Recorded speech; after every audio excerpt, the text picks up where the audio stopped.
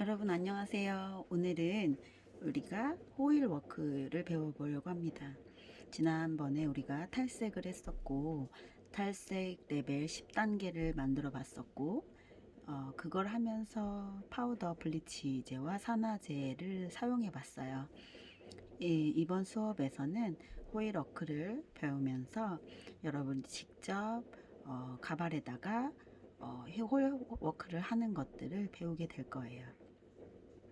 그런데 그 전에 앞서서 우리가 음, 샴푸 블리치하는 방법에 대해서도 탈염에 대해서도 조금 배우려고 합니다.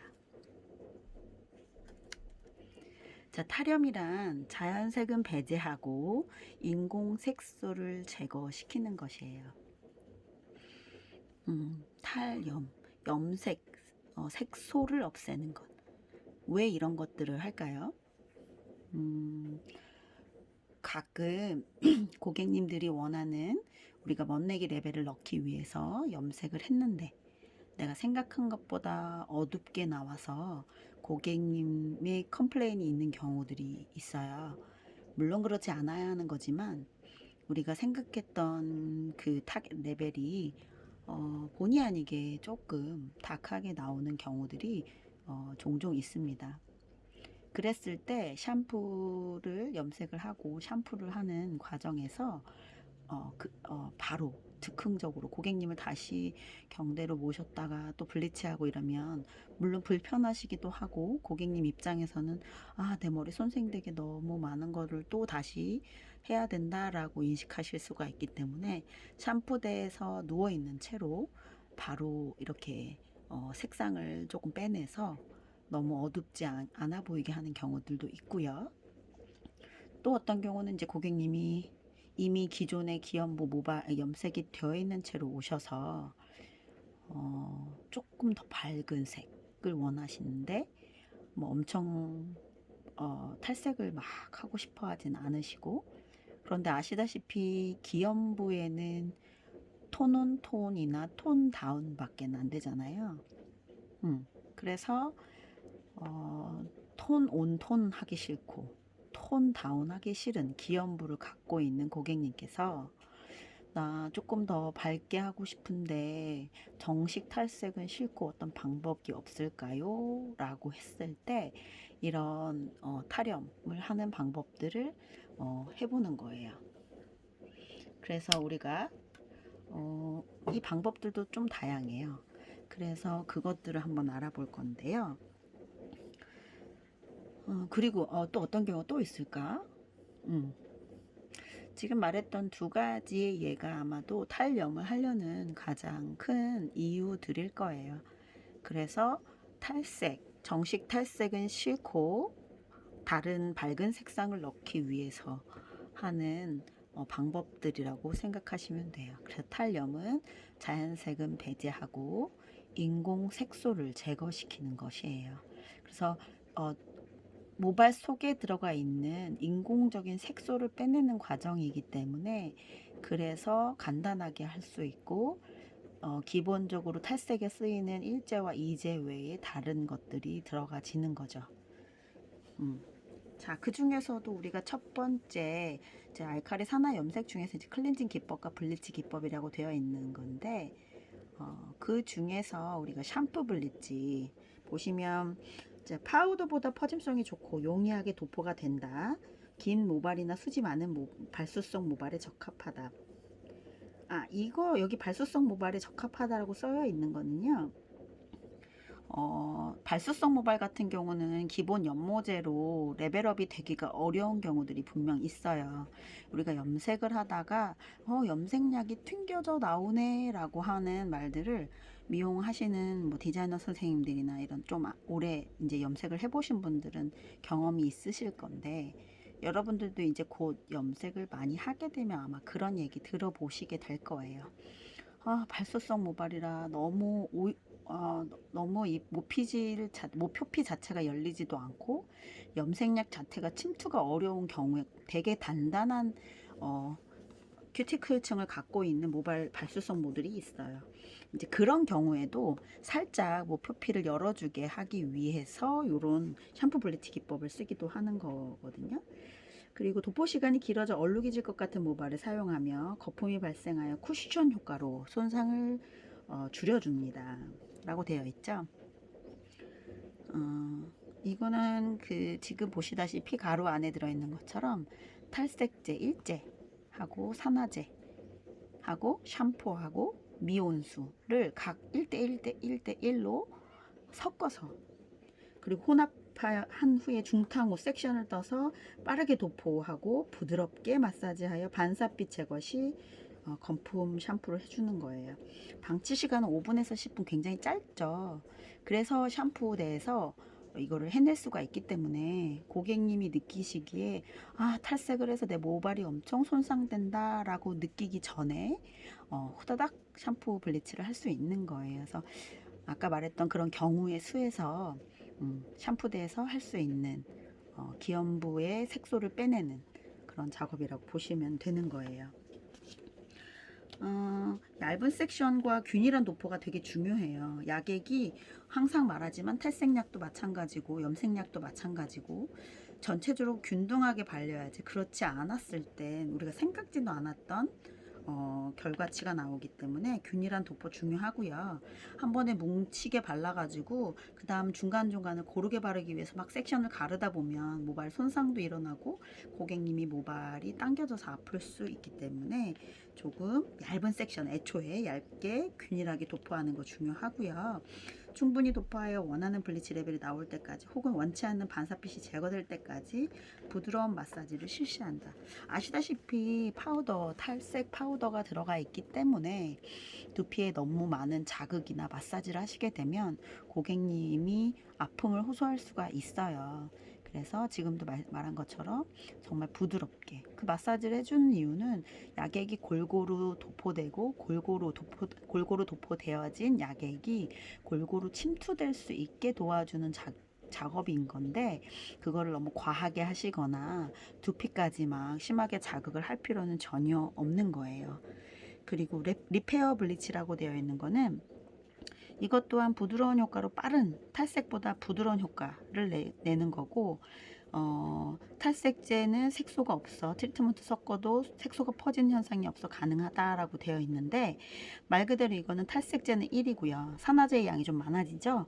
그리고 트리트먼트, 그래서 요거는 되게 빠르게 작용을 하게, 아까 방금 전 샴푸 블리치 같은 경우 5분 10분이라면 이건 비주얼적으로 바르고 도포하고서 바로 이제 블리치업이 되면 바로 제거할 수 있는 거죠.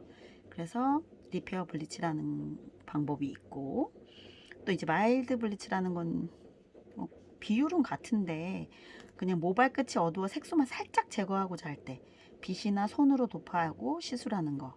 그리고 이제 아무래도 탈색제가 1이고 산화제가 3인데다가 트리트먼트도 액상 형태가 많으니까 그렇게 섞였을 때 좀 묽으니까요. 제형이 묽기 때문에 시술하기가 편한 거죠. 그래서 리페어 블리치보다 더 짧은 시간, 그리고 모발 끝 쪽에 뭐 염색을 했던 거나 그런 분들 살짝 거기를 벗겨낼 때 사용하시기에 좋은 방법인 거죠.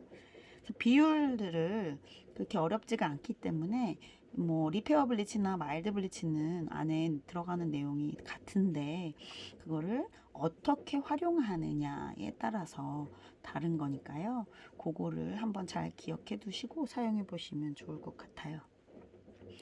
자, 그리고 딥 클렌징, 말 그대로 딥클린을 하는 거죠. 모발 속에 있는 기염부, 그러니까 인공적인 색소를 클린해내는 거예요. 없애는 거죠. 제거하는 거예요. 자, 그래서 탈색제 1이고 20볼륨이 몇 프로죠? 그렇죠. 6%예요. 6%를 3의 비율로, 1대 3의 비율로 딥클렌징을 하는 거예요. 그래서 어둡게 염색한 모발을 밝게 하려면 인공색소를 딥클렌징하여 바탕색을 밝게 만들어준 다음 원하는 색상으로 염색하여야 밝은 컬러를 낼 수 있다. 특히나 코팅이 뭐죠? 산성연모제인 거죠. 산성연모제에 모표피 쪽에 염료가 착색되어 있는 거잖아요. 염기성 염료는 모피질 속에 우리가 염료가 착색되어 있는 건데, 모표피를 감싸고 있는 코팅 약들을 제거하지 않고는 염색 자체가 어렵죠. 그래서 코팅한 모발을 밝게 염색할 경우에도 먼저 코팅 색상을 디클렌징 한 다음 염색을 해야 원하는 색상을 얻을 수 있다. 여러분도 이제 염색을 슬슬 이제 배우시고 해보시니까 아시겠지만, 염계성 연모제는 모피질 속에 멜라닌 색소를 바꾸거나 그 안에 색소들이 변형이 이루어지고 착색이 이루어져서 발색과 착색이 되어져서 이루어지는 게 염색인 거잖아요. 근데 그 중에서도 음, 우리가 뭐 일시적 연모제 뭐 그걸 배웠죠. 그런데 그 산성 연모제 같은 경우는 이것도 못해도 한 뭐 4주 정도는 유지가 된다지만 착색되는 위치가 다른 거죠. 자, 모피질 속이 아니라 모표피, 큐티클층에 착색이 되어져 있는 거고, 거기에 색상의 막을 이루고 있는 건데, 그렇게 코팅 같은 경우는 코팅으로 다시 재도포할 때는 가능하나, 염기성 연모제, 모피질 속으로 들어가야 되는 염색약들은 좀 방해를 해요. 그래서 착색 침투하기도 어렵거니와 착색도 어려워져서, 이미 코팅을 하신 고객님이 오셨을 때는 불가피하게 이런 디클렌징을 해내시고 그래야만 컬러 체인지가 가능하다라는 거. 그래서 뭐 요즘에 코팅은 이미 많이 해보신 고객님들은 코팅하면 염색이 어렵다는 정도는 많이 알고 계신데, 그럼에도 불구하고 늘 코팅을 하다가 나는 염색 이제 더 이상 이 색깔로 하고 싶지 않아요, 좀 색깔을 바꾸고 싶어요 할 때 불가피하게도 이런 방법을 써주는 거죠. 그래서 전체 탈색을 하게 되면 많이 손상이 올 거를 두려워하는 고객님들께 이렇게 디클렌징을 해드려서 바로 빠르게 작용을 하고 코팅제가 어느 정도 벗겨졌을 즈음에 샴푸를 해내고 그 다음 원하는 컬러 체인지를 하시게 되는 겁니다. 자, 그리고 우리가 이제 호일 워크 그 방법에 대해서 배우려고 하는데요. 이제 호일 워크는 블리치를 사용하여 부분적으로 탈색을 하거나 두 가지 이상의 연모제를 사용하여 염색하는 기법으로 한 가지 색상을 사용하여 염색을 하다 보면 자칫 민민할 수도 있는 부분을 보완하거나 얼굴형을 보완하기도 하고, 교대, 진행, 대조 등의 디자인 원리를 응용하여 전체적인 헤어 컬러링 스타일에 율동감을 주거나 깊이감을 주기도 하는 등 여러 가지 다양한 효과를 내준다라는 게 워크 테크닉이에요. 근데 이 중에서도 아까 여기 두 가지 이상이라고 했잖아요. 그래서 실질적으로 호주에서 서구권에서는 이 포일 웍을 정말 많이 하거든요. 그래서 세 가지 이상, 그러니까 세 가지 컬러를 쓰는 경우가 있어요. 하이라이트 쓰고요. 하이라이트는 탈색제로 하고요. 중간에 미디움 라이트, 로우 라이트를 사용하는 경우들이 좀 있어요. 그래서 그렇게 세 가지 효과를 냈을 때 그 좋은 점은 뭐냐면요. 머리카락이 반사빛이 되게 다양하게 보여지겠죠. 그리고 입체적이고, 그리고 또 새로 나오는 머리가 그렇게 티나지 않아요. 그래서 그 방법들로 굉장히 많이 포일웍을 하고요. 특히나 블론드도 자연 블론드보다는 이렇게 포일웍을 통해서 하이라이트 때문에 블론디해지는 경우들이 많아요. 그래서 포일웍을 했을 때 하이라이트를 하지만요, 그 부분에다 나중에 이제 마지막에 에멀전 타임에 그 하이라이트 부분, 그 블리치가 되어졌던 부분에 색상이 이렇게 입혀지면서 토닝이라고 하잖아요, 우리가. 그래서 옐로우기를 빼내면서 블론디하게 거의 만드는 경우들이 많죠. 그래서 외국에서는 정말 많이 쓰여지는 호일 워크다라고 알고 계시면 되고, 우리나라도 요즘에 단순히 칼라만 막 하는 게 아니라 칼라만 하는 게 아니라 이런 식으로 동적이어지고 좀 더 뭔가 컬러감을 다양하게 연출할 수 있고 반사빛을 다양하게 낼 수 있는 이런 호일 워크를 많이 활용하고 있다라는 거 여러분들께 말씀드리고 싶고, 그래서 우리는 근데 이 네 가지 방법, 슬라이스 테크닉, 위빙 테크닉, 싱글링 테크닉, 지그재그 테크닉 중에서 첫 번째, 두 번째만 우선 할 거예요. 자, 슬라이싱 하시는 방법 좀 후에 같이 또 직접 실습을 하게 될 거고요. 위빙 테크닉도 뭐 지그재그랑 비슷하게 느껴지시겠지만 어찌됐든 위빙 테크닉도 요즘 많이 쓰고 있다라는 거. 그래서 이렇게 두 가지 먼저 보도록 하겠습니다. 특히 이제 호일 워커 중에서 방금 말씀드렸던 위빙 기술을 사용하는 거에 대한 건데요. 아까 세 가지 컬러라고도 얘기해 드렸고 두 가지 이상의 컬러를 쓴다고 했는데 보시면 위빙 기술을 사용하여 전체 모발을 세밀하게 분할하고 다색으로 나누어 도포함으로써 빛이 반사에 의한 모발의 윤기 그리고 색의 깊이감 등이 다양한 이미지를 만들어내어 독특한 질감과 입체감이 생기는 컬러 기술을 말을 해요. 그래서 똑같이 이제 위빙 기술이라고 하지만 어쨌든 한 면으로 뜨냐 선으로 뜨냐 이거의 차이라고 보시면 돼요. 그래서 지금 이 사진의 베이스 컬러에 이제 하이라이트와 로일라이트를 섞었을 때의 이미지처럼 만들어 본 건데요. 이렇게 하이라이트와 로우라이트 두 가지 색상을 다르게 해서 연모제로만 들어가는 경우도 있고요. 근데 이분이 만약에 베이스 자체가 기연부라면 저 기연부 원래 바탕색보다 하이라이트를 넣으려면 염색한데 밝은 염색은 안 되잖아요. 아시죠? 그래서 하이라이트를 블리치 파우더를 섞은 탈색제로 하는 거고요. 저 베이스에 가지고 있는 저게 이제 기연부일 경우에요. 기연부일 경우에 베이스보다 색상이 톤이 낮아져야지만 톤을 바꾸거나 같은 레벨에서 톤을 바꾸거나 저 같은 레벨에서 톤이 다운되는 경우만 로열라이트가 되기 때문에 그때는 연모제를 사용할 수가 있는 거죠. 이해가 되실까요? 다시 한번 말씀드릴게요. 자, 베이스라고 되어 있는 사진을 보시면 이 고객님이 저 버진에어라면 신생모라면 염색약이 고객님이 가지고 계신 바탕색보다 염색약으로 밝게도 갈 수 있고 같은 레벨로도 갈 수 있고 톤이 다운이 될 수도 있죠. 그런데 지금 베이스라고 가지고 있는 모발, 고객님의 모발이 염색이 이미 되어진 모발이라면 같은 톤에서 색상 변화는 가능한 톤온톤은 되나 그거보다 더 밝아지는 건 어렵죠. 그래서 하이라이트를 넣을 때는 파우더 블리치가 불가피하게 들어가줘야 되는 거예요.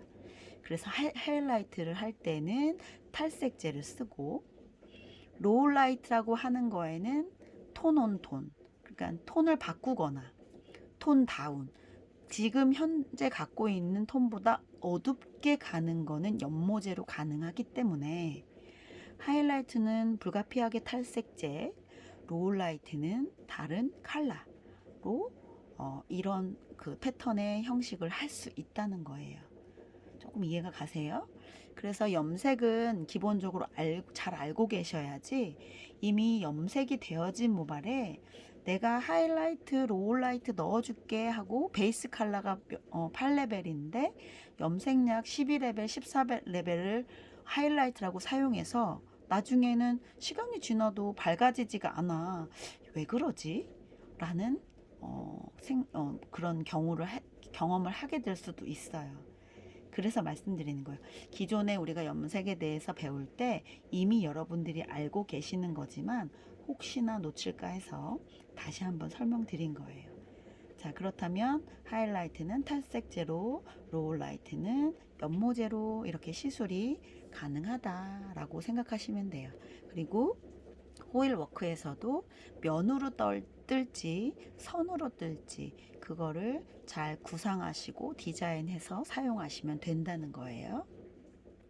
자, 요즘에 컬러를 하고 싶어 하는 분들이 정말 많아지고 있고 다양한 컬러 시술이 늘어나고 있는데 특히 그 중에서도 이제 호일 워크가 왜 필요한지를 여러분한테 말씀드리려고 해요. 자, 살롱 컬러를 확대를 통한 살롱 수익의 중강 고가치 메뉴, 살롱 매출, 고객 수 객단가 무슨 말일까요? 단순히 염색하는 고객님만 많아지는 것보다 이런 호일워크를 주는 방법들을 다양하게 매뉴얼로 구상하시면 고객님의 수는 일정적일 것인데 객단가가 높아졌을 때 살롱의 매출이 증대될 수 있다라는 거, 그리고 명도, 색상, 채도를 이용한 질감 조절이 가능해지기 때문에 컬러에 대한 재미가 또 생기실 거고요. 또 상상과 채도 변화로 동양인에게 어울리는 질감 표현이 가능하시고요. 또 동양인과 서양인의 차이점으로는 서양인은 자연스러운 명도차로 자연스러움을 주는 거고, 동양인은 이제 명도, 색상, 채도차를 이용한 배색을 해주면서 좀 더 입체적이고, 얼굴이 우리가 조금 서양인에 비해서는 조금 더 와이드하고 평평하잖아요. 그런 느낌들을 좀 바꿔줄 수 있다는 거죠. 더더 모발의 색상으로 인해서 그러니까 얼굴의 느낌도 달라질 수 있다는 거죠. 그리고 그라데이션 기법, 질감 조절. 자, 대비라고 하는 거, 콘트라스트보다 그라데이션, 조화.